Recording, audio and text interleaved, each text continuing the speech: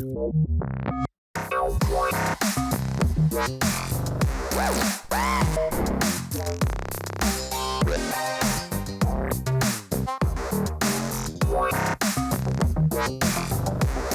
there, Mads here to share tips and tricks for your Panasonic PTZs. If you haven't done so already, please like and subscribe to become a PTZ master yourself. And feel free to leave a comment below if you have any questions. In this video, we will go through how easily to match up the UE160 with the UE150 camera. Let the matching begin.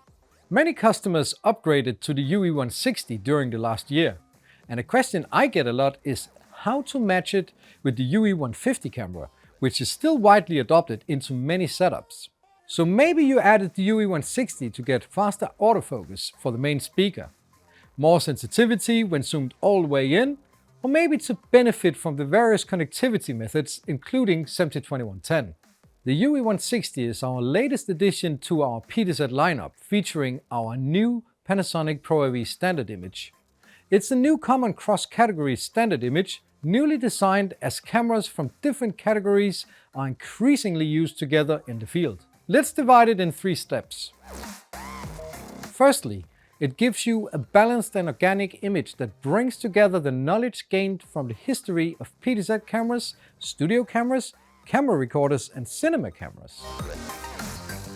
Secondly, a range of color reproduction settings to suit your needs, from faithful color reproduction to cinematic looks.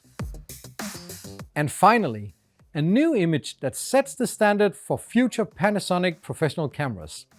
It ensures the same image without discrepancies when using a combination of cameras from different categories in the field. Out of the box, the UE160 might look a little different compared to the UE150. So let's see how we can get them as close to each other as possible, without too much hassle. Let's start off by making sure we are running the latest firmware in both cameras. Now, let's restore the cameras to factory settings so that we have the same starting point for both without previous adjustments. To do so, go to Setup, Maintenance, Reset to Default. Now we make sure that the cameras are set to the same format and output. With that said, let's start with the UE160. As this camera has greater sensitivity, let's notch down the gain by -6 dB for starters. Furthermore, let's set the preset matrix to user to add the ability to dial in our own adjustments. In gamma mode, select HD based on Rec 709. We need to have a common reference for both cameras. It could be a chroma du monde or this grayscale chart. Like a carpenter uses a folding ruler to get the measurements right, we need to have a monitor or software with a vector scope and histogram to do our measurements. Now we have everything we need to start matching.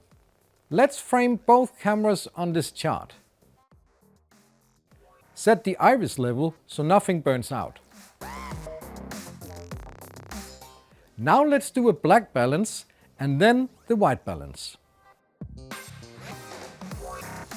Already now we got a good starting point, and it might even be enough depending on the scenario.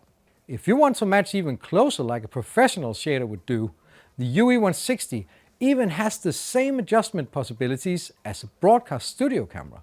Go to Matrix, turn on the linear matrix and start painting.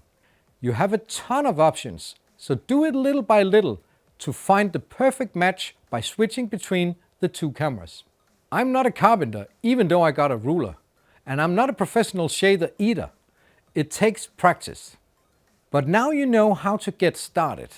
And you know that the UE160 has the tools to get you there. Thanks for watching. Let me know what you think in the comments below. See you soon.